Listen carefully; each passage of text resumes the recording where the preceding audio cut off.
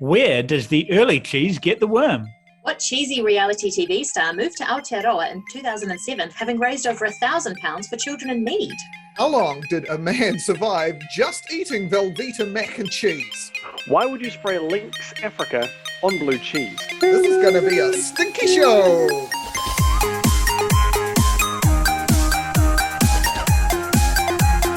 Alright, hello everyone, welcome back to Everything You Didn't Need to Know About. Today we are talking everything you didn't need to know about cheese. Of course, today we'll be pitching our favourite facts we found out about cheese, and at the end of the episode, whoever has the cheesiest fact will win the cheesiest prize of 1 block of mild cheese. I'm going to kick off by saying that I do not like cheese. What? Get out. Cheese in general or specific cheeses? Specific cheeses, I like mozzarella on pizzas. Potentially that's the end of the list.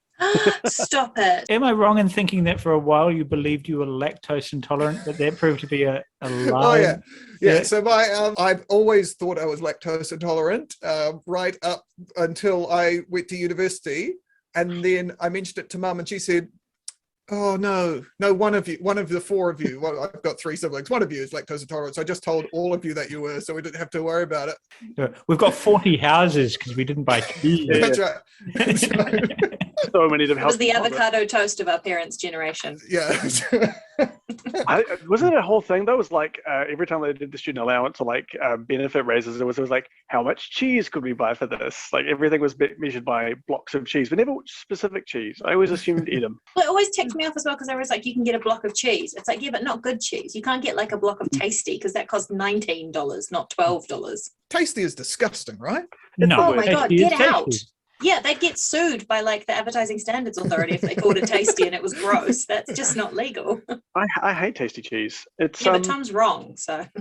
Tasty is disgusting, and you But old it's the worst. folks. You don't like any cheese. That's like Mozzarella isn't even really cheese. It's just it's like a stocking stuffer. it's like a Christian saying, "I don't like hardcore pornography," but then they don't like softcore pornography either. Like it's they just blanket rule it out. And No, I like most cheeses, but Tasty I do not like. Tasty is just, there's something about it that's weird and disturbing to me, and I'm not a It's fan. flavour, Tom. It's called flavour No, and it's I love wonderful. flavour. It's Judith Collins' favorite flavor of cheese.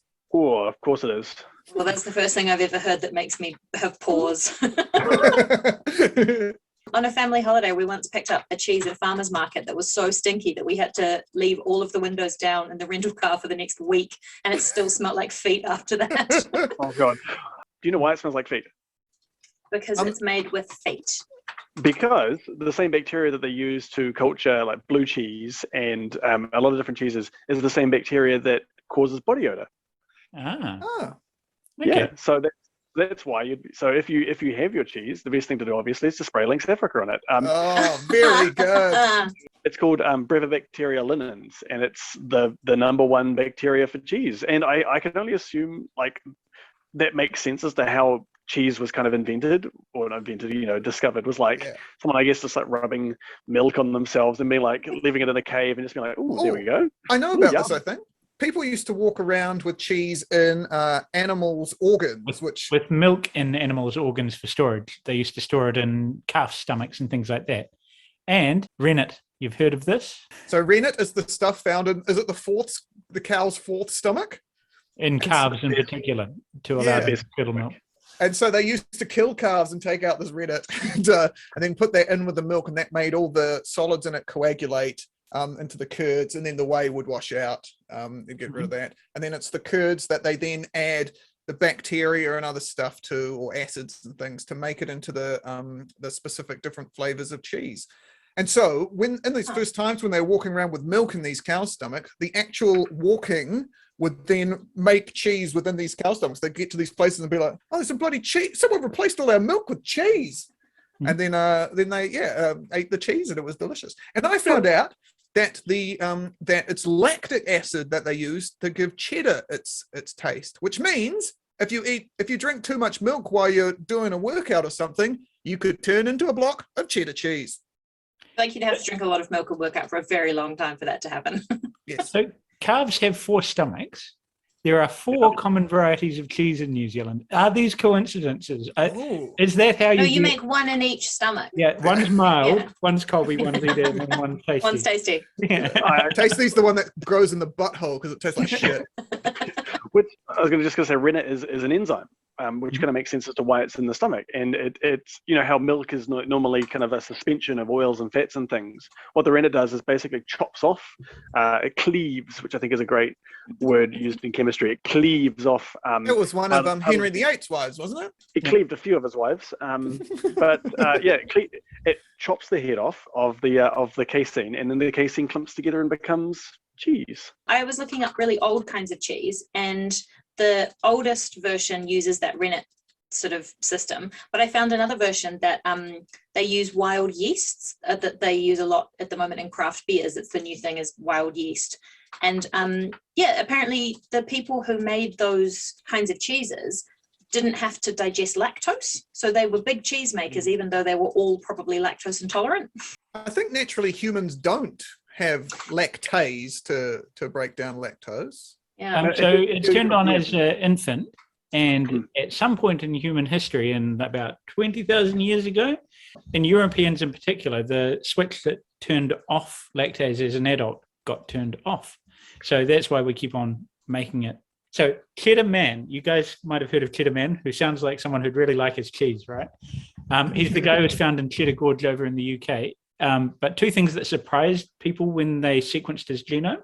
One, he was black. So one of the earliest inhabitants of the UK was black, which is entirely Makes sense. Yeah, but he couldn't digest cheese. This guy from Cheddar Gorge.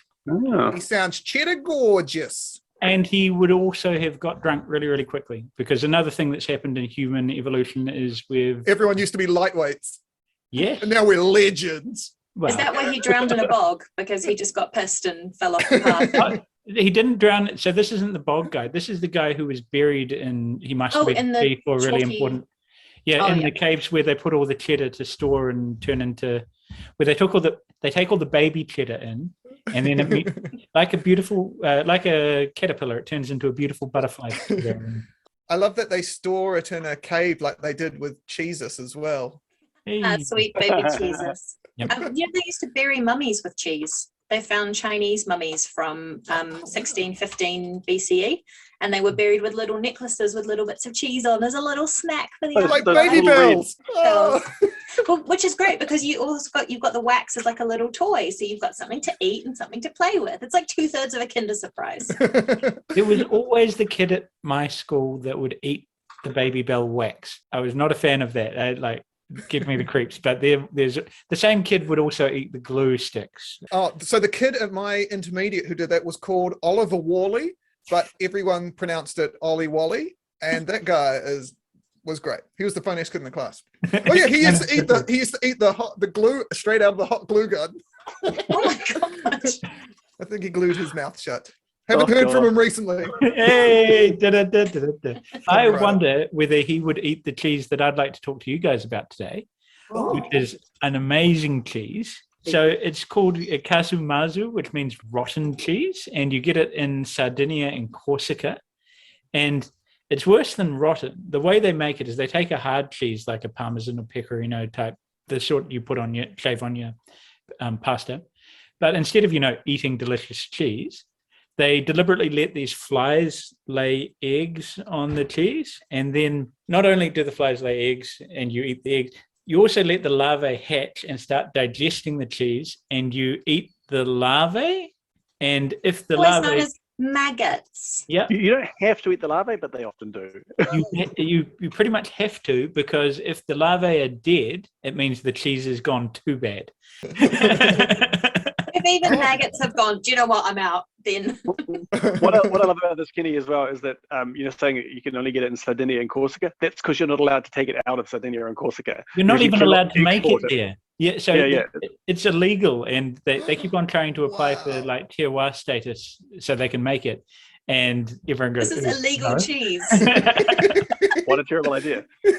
So I just wanted to read something to you guys because it's particularly disgusting. And you were talking about not having to eat the maggots. You can get away with it with this one handy trick if you're ever forced to eat it. The larvae in the cheese can launch themselves for distances up to 15 centimeters. So if you don't want to eat the maggots, you put them in a sealed paper bag. They come out looking for oxygen and launch themselves out. You listen to it like popcorn, and when it stops pinging, you know your cheese is ready. Amazing. Cool. Nothing about that sounds good. Yak cheese. Have you guys heard it? You read about the yak cheese, which is apparently so hard you can almost use it as like construction material. It's basically like you have to like chew on it, and it tastes great by all accounts. But it is effectively like a kid's like the thing they use to like for teething. It'd be very sour because I know in the Himalayas they use rancid yak milk in like tea and things. I have drunk fermented yak milk, which they On use to purpose, make, or yeah, did you just not check the date when you got it out of the fridge? So I went to Nepal on a school trip when I was young, and because you're 16 and overseas, you want to get drunk. So they make liquor out of fermented yak milk, but it's not what I'd say is a easy entry into drinking alcohol. That's like Bailey's. Rancid Bailey's. Like if Bailey's was awful, then yes. I love the idea that that's what like Ed Hillary would like had some of that was like, I gotta climb that fucking mountain. I gotta right to the top. I gotta knock that bastard off. Tenzing, and after this I'm gonna drive a tractor to the South Pole. Sure you are, Ed. Awesome. Sure you are, buddy. If you've ever tried to shepherd your drunk mate somewhere, there's hot chips. There's hot chips at the top. Oh, You can't sure. ever. Oh, no. I have done that for literally all three of you. Have you guys heard about President Andrew Jackson? He was the 7th president of the United States. He got given a 635 kilogram wheel of cheese by some farmer guy who was just like, he didn't even support him, was just like, hey, I want to show you how good we are at making cheese. Sir. And Andrew Jackson was like, cool, man, thanks. This is awesome. I guess I'm going to just store this in the only room I have, which is just in the hallway here at the White House. There's no refrigerator or anything for it. This wheel of cheese sat there for a year and a half. Hacking pieces off as he goes. So by then, the smell was just so terrible. They said they could smell this cheese for 2 blocks away from the White House. And when he was about to leave, his presidency was finishing, he was like, how am I going to get rid of this fucking cheese? So he said, okay, everyone around here, come in and we'll have this big party. I'm going to have some cheese for everyone. So he put this cheese out on the lawn. 10,000 people showed up. They each had some cheese. It was gone within 2 hours. So he then left the White House. Then Martin Van Buren was the next president who came in, and he's like, yay, I'm here at the White House. Oh my God, this place fucking stinks of cheese. This is disgusting. He then had all the carpets washed. He replaced all the curtains. He painted all the wall. He finally got rid of this disgusting smell of cheese that had just permeated throughout everything in the White House.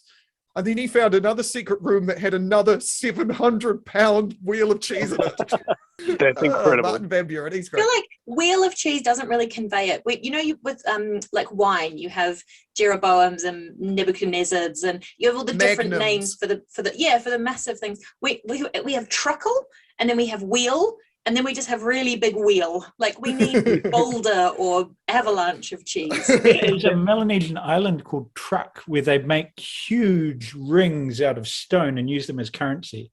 Like whatever they're called, that's maybe that's where we get truckle from. A truckle is just a little coin. I need to talk about something very important cheese related, which is the cheese rolling race. Yeah. Now this Deadly.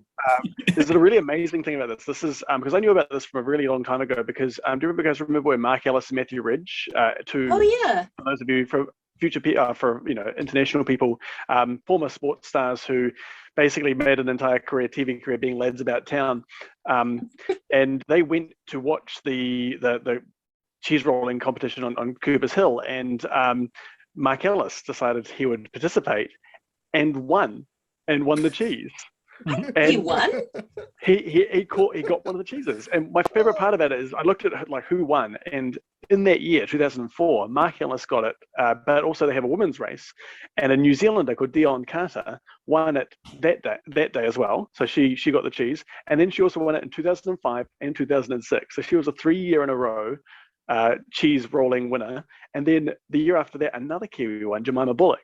So it was like 4 years in a row, New Zealand women just dominating, which is so much like our rugby. In that, like, it was like Mark Ellis, wow, but there's just like the women's team just like rocking it up. All the cheese. Mark Ellis has scored the most tries in a single game for the All Blacks. Against Japan in the 1995 World Cup. Yeah, that's right. Yeah, he scored 6. How many cheeses did he get for that? Yeah. It's appropriate though, considering how much cheese we export to the UK. We should go over there and grab some of it back. Yeah. Did you guys know that Queen Victoria once got gifted a giant wheel of cheese? No. All my facts today about wheels of cheese. She actually hated it. She did not like it. She didn't know what to do with it, so sent it on a tour around England to all the different towns. And when people finally, once it had been to all the places and people brought it back, she locked the doors and didn't let them in. Was like, you guys sort out where the cheese goes. I don't want that dumb cheese. Are you hoping that people were going to like sneakily shave bits off as souvenirs, and it was going to return as like a small serving size, like a koru-awa little platter of cheese? People kept on having bites out of it and being like, oh, yuck, it tastes like wax. Samuel Pepys is one of the foremost men of letters in 17th century London. He and Daniel Defoe were writing at the same time in the same place, but gave us vastly differing views of the great city that was the centre of the European world. And he buried his Parmesan cheese in the middle of the Great Fire of London. Because it was worth so much money. It was like just a ridiculous amount. Wow. The Great Fire of London always to me seemed like this huge cataclysmic sudden shock event. And it took days. He watched the fire spreading on the other side of the Thames and went, oh yeah, we should probably do something about that. And then the next day, there were all these people blocking his house, running around trying to move all their stuff out of their houses and get out of the city. And he was like, I should probably do something about this. I'm going to bury my cheese. And so he buried his cheese in a barrel of wine, and then went off to the country, and then came back a couple of weeks later when the fire was over and dug up the cheese and was like, oh, well, that worked. Everyone was quite happy, right? Because all the rats had died. So yeah. It's like it's like the Nobel Prize winner who escaped the Nazis, and like to make sure that they didn't get his Nobel Prize, he dissolved it in acid and then like reconstituted it later on. It's like that, but way drunker. I don't know. That sounds like a pretty drunk idea as well. I'm going to dissolve this. They won't be able to find Mount Everest if I've dissolved it. Yeah.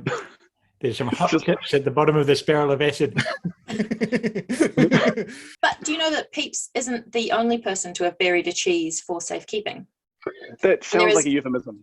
Yeah. Well, indeed. But there is, in fact, an entire bank in Italy where you can store Parmesan, specifically Parmesan Reggiano, in special temperature-controlled vaults. They have over 300,000 cheeses in storage, and they use them as surety in the same way that you might have a mortgage on your house. You can take out a mortgage on your cheese and just leave it in their cellar. And then when it comes to maturity, they can sell it on and get the money back. I suppose people do that with wine. So wine and cheese, yeah.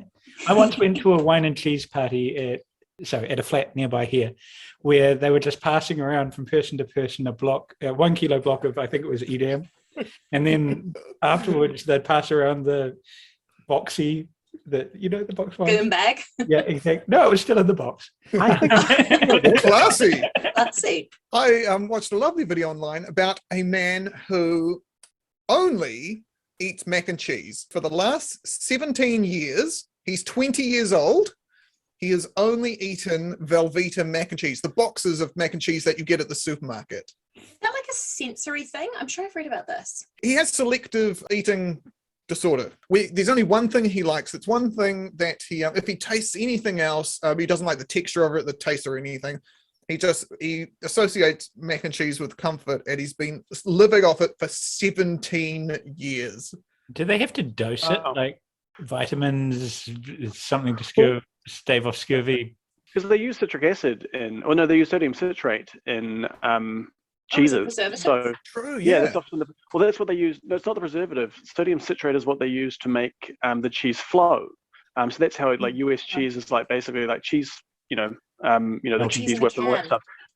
What is really interesting about that is, and this is probably not great for your guy, Sam. Yeah. So sodium citrate is quite a well-known laxative, but I feel like if you were eating solely mac and cheese and didn't have irregular bowel movements, Yeah. that would be more concerning. Yeah. Very little Yeah. fiber in there. I see that. Yeah, this guy's 20, but he looks like he's 40. Yeah, how would it not start to come out your pores? Because American mac and cheese is so very orange.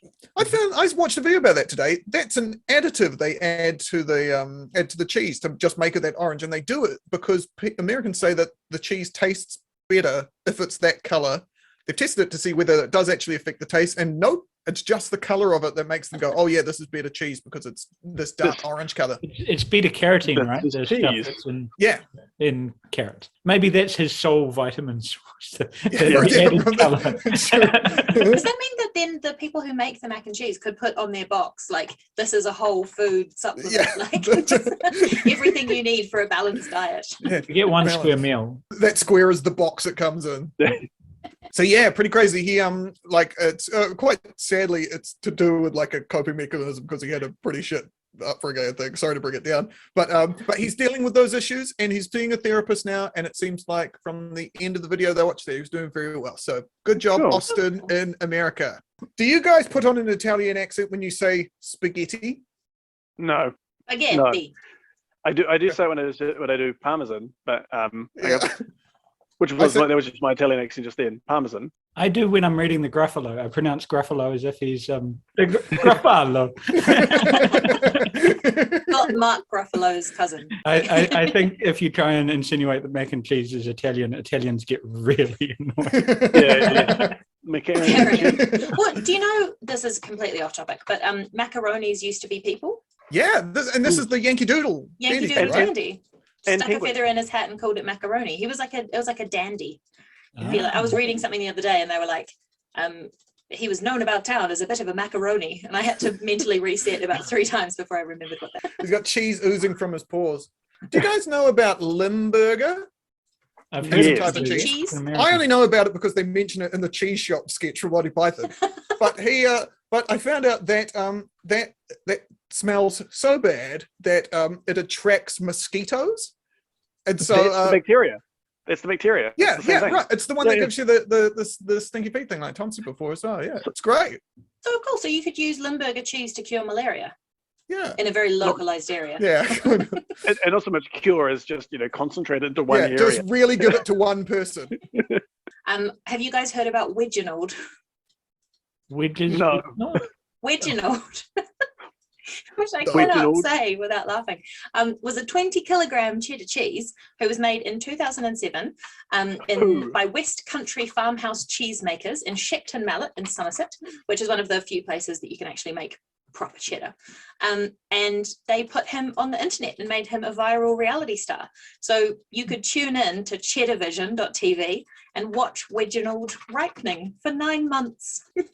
Wow. If you were just really bored and had nothing to do with your life, you could just sit there, just watch him ripening. I need a spot of culture.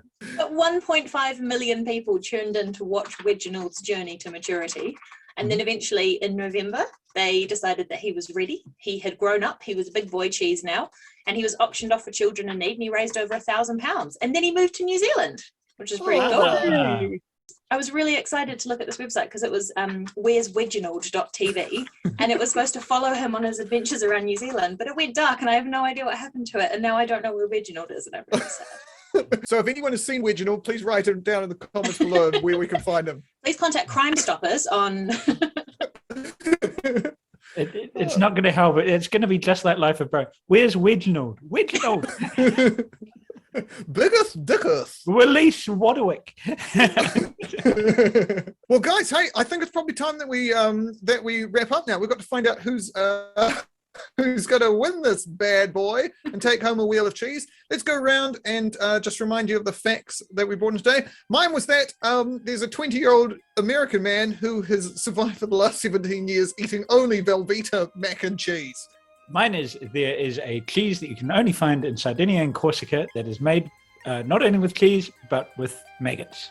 My fact is that the same bacteria we use to culture cheese and to make blue cheese in particular is also the same one responsible for body odor. And my fact was that a cheese called Reginald became a viral and bacterial star in 2007. On the count of three, we're going to point at the person we think had the best fact of the day. And a 1, and a 2, and a 3. Nathan Kenny, congratulations! You are the cheesiest member of the 4 Fabulous Fact Friends. So the moral of the story is always find the most disgusting fact you can. So thank you very much for listening to us all today. Thank you for joining on our wonderful adventure through the world of cheeses. Please like, comment, subscribe, share with all your friends. We'd love to hear what your favourite cheese-related fact is beneath here. And join us next week where we'll have to think of something else to talk about. Bye, everyone. Bye, everyone. Bye.